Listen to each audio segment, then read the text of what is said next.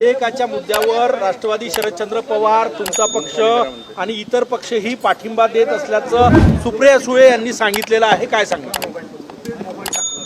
नागपूरला जास्त माहिती आहे.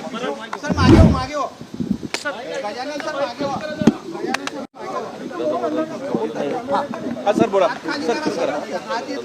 आज खरं म्हणजे देशापुढला सगळ्यात गंभीर प्रश्न कोणता असेल तर तो नीट परीक्षेच्या पेपर फुटीविरुद्ध 17व्या दिवशी सुरू असलेल्या सोनम वांगचुक यांच्या उपोषणाचा.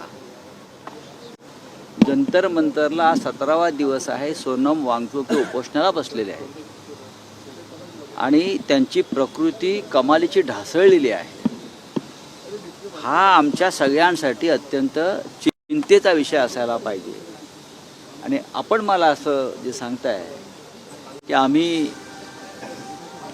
त्या डिलिमिटेशन आणि या बिलाला पाठिंबा देणार आहोत, माननीय शरद पवारांचा पक्ष म्हणजे राष्ट्रवादी काँग्रेस पक्ष आम्ही, हे पूर्णपणे चुकीचं आहे.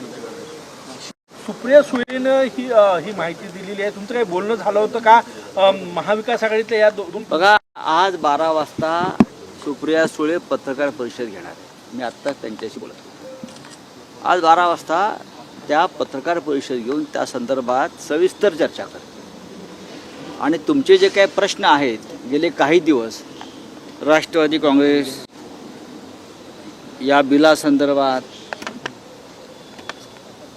हे तुम्ही त्यांना जर विचारलेत आज तर ते योग्य ठरेल आणि त्या पूर्ण तयारीनिशी आज आहेत. कारण गेले काही दिवस मी त्या विषयावर काही वाचतोय आणि ऐकतो आहे की त्यांचे आमदार चालले, त्यांचे खासदार चाललेत, काल रात्री जयंतराव पाटील भेटले वगैरे वगैरे वगैरे. बघा, या सगळ्या अफवा आहेत. खोटं आहे असं म्हणणं आहे का तुमचं? जयंत पाटील आणि मुख्यमंत्र्यांची भेट झाली काल. त्यानंतर प्रफुल्ल पटेल, सुनील तटकरे आणि राष्ट्रवादी अजितदादा गटाचे नेते जवळपास 1 तास मुख्यमंत्र्यांशी चर्चा करत होते. त्याचा अर्थ काय काढायचा नेमका? ही अर्धवट माहिती आहे. माझ्या माहितीनुसार ते काय वर्ल्ड कप चालू आहे फुटबॉलचा, तिथे प्रफुल्ल पटेल आहेत. ते कालच्या बैठकीला होते की नाही त्याविषयी माझ्या मनात शंका आहे. प्रफुल्ल पटेल नेहमी वर्ल्ड कप फुटबॉलसाठी परदेशात जातात, ते नसावेत. जयंतराव पाटील भेटण्यामागचं कारण जे आहे हे त्यांच्या मतदारसंघातला एका नगराध्यक्षाला अत्यंत बेकायदेशीरपणे डिस्क्वालिफाय करण्यात आलं. लोकातून निवडून आलेला नगराध्यक्ष आहे त्याच्या इस्लामपूर भागातला, आणि कलेक्टरने तिकडल्या अत्यंत बेकायदेशीर नियमबाह्य पद्धतीनं त्याला बरखास्त केलं. आणि अत्यंत गंभीर गोष्ट आहे लोकशाहीसाठी.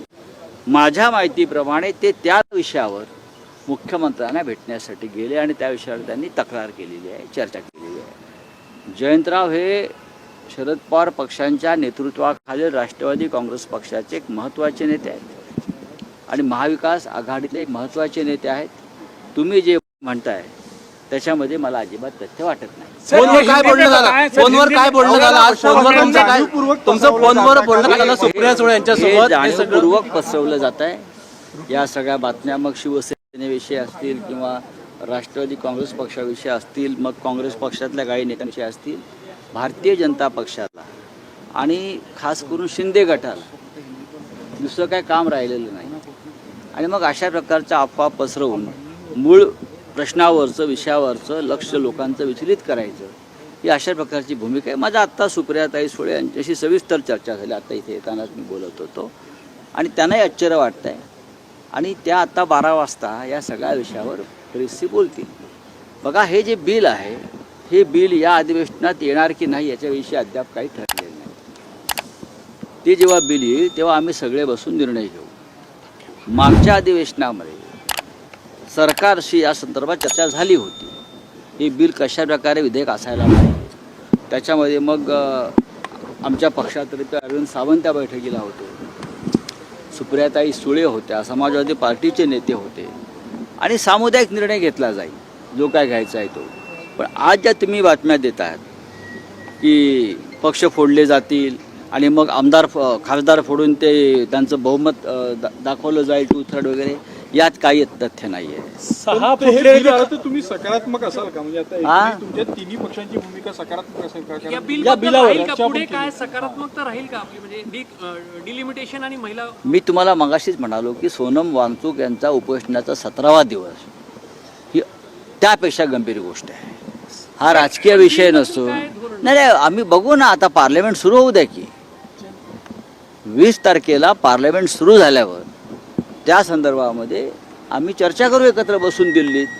या बिलावर चर्चा करण्याची जागा ही दिल्ली आहे, मुंबई महाराष्ट्र किंवा इतर कोणतं राज्य नाही. कारण हा राष्ट्रीय विषय आहे, पार्लमेंटचा विषय आहे.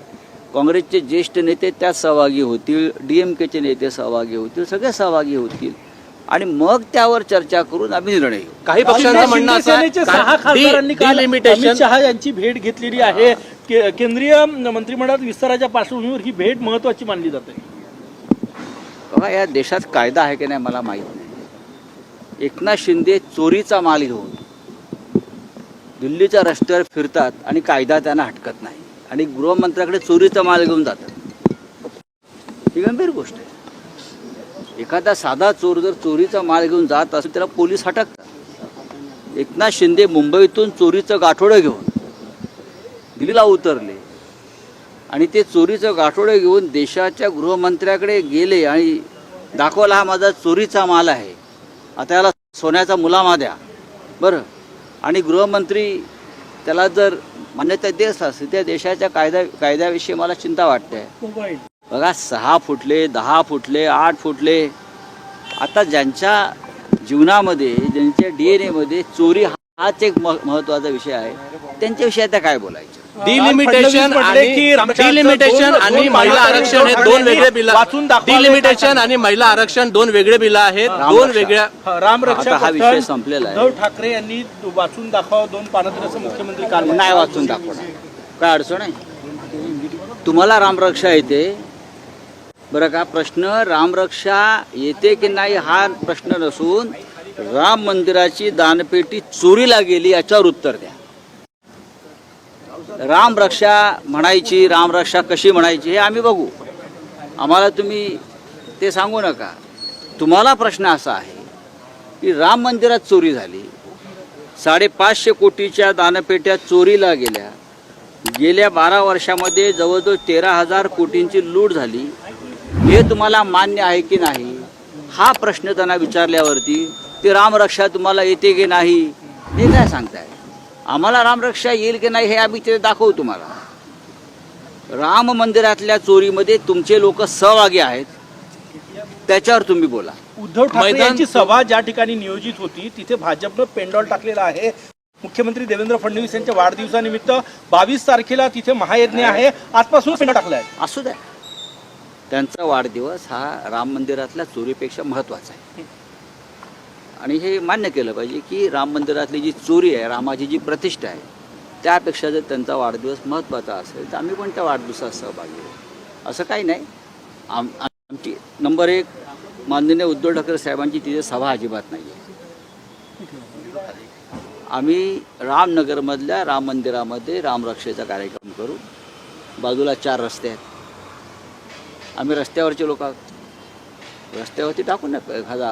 हे किती मोठा कार्यक्रम आहे तो, फार मोठा कार्यक्रम आहे. काल आमचं राम मंदिराचे जे विश्वस्त आहेत रवी वाघमारे त्यांच्याशी चर्चा झाली आणि साधारण आम्ही कार्यक्रमाचं स्वरूप ठरवलेलं आहे.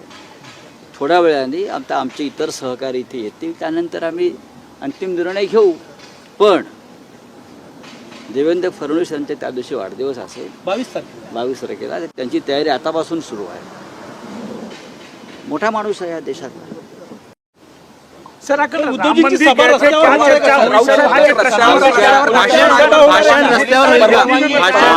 रस्त्यावर होईल का? भाषण रस्त्यावर होईल का? कार्यक्रम रस्त्यावर होईल. कुठे करू आम्ही? प्रभू श्रीरामाला ह्या लोकांनी रस्त्यावरच आणलाय ना चोरी करून. प्रभू श्रीरामाची यांनी वस्त्र चोरली, अलंकार चोरले, हा सीतामाईचं मंगळसूत्र चोरलं, कर्णफुलं चोरली, नथ चोरली सीतामाईच्या लोकांनी. काय ठेवलं यार? हिंदुत्व रस्त्यावरच आणलंय की. सर कल मंदिर गए थे, ट्रस्टियों से क्या बातचीत हुई? उन्होंने कुछ कंडीशंस रखे थे. कोई कंडीशन नहीं है. राम रक्षा हनुमान चालीसा पढ़ने में क्या कंडीशन हो सकती है? कोई कंडीशन नहीं है. हम लोग जाएंगे। उद्धव जी 18 तारीख को यहाँ आएंगे, 4:30 बजे हम मंदिर में जाएंगे। मंदिर के बाहर एक छोटा सा हम एक मंच बनाएंगे। अगर लोग वहाँ आते हैं बड़ी संख्या में तो हम वहाँ उनको संबोधित करेंगे उद्धव जी, और हमारा कार्यक्रम पूरा हो जाएगा। जयंत पाटील जी ने मुलाकात की है देवेंद्र फडणवीस के साथ मर्जर की बात चल रही है और सेंटर में पाटील आपके पास गलत इन्फॉर्मेशन है। जयंतराव पाटिल कल रात को सीएम साहब से मिले हैं, वो अलग विषय है। उनका जो चुनाव क्षेत्र से एक जो नगराध्यक्ष है पब्लिक इलेक्टेड, उनको वहाँ के कलेक्टर ने डिस्क्वालीफाई किया है गैर कानूनी तरीके से। उस बारे में अपनी बात लेकर जयंतराव पाटिल कल रात को सीएम साहब से मिले हैं, ये मेरी जानकारी है और कुछ नहीं। सरकार अमेंडमेंट से लाने के बारे में सोच रही अगर है। सरकार वापस वो बिल लाते हैं तो पूरा अपोजिशन इकट्ठा होकर उनको विरोध करेंगे। हमने जो उनको सूचनाएं की है, इस प्रकार से बिल में आप थोड़ा दुरुस्ती करो, अमेंडमेंट करो, लेकर आई। अगर उस हमारी बात मानी जाती है तो हम उसके ऊपर चर्चा करेंगे। सर, आपने सुप्रिया सुले से बात की है, क्या कहा उन्होंने? सुप्रिया सुले जी आज 12 बजे प्रेस कॉन्फ्रेंस लेकर मीडिया के मन में जो प्रश्न है, जो सवाल है, उस बारे में मुझे लगता है खुलकर बात करेंगे। निर्णय दिया है, उन्होंने कहा है कि सरकार या मुख्यमंत्री के खिलाफ में अगर आलोचना करते हैं तो उसको युद्ध न माना जाए। अच्छी बात है। गरजा हिंदुस्तान चॅनलला सबस्क्राईब करा आणि ताज्या घडामोडी जाणून घेण्यासाठी बेल आयकॉनवर प्रेस करा।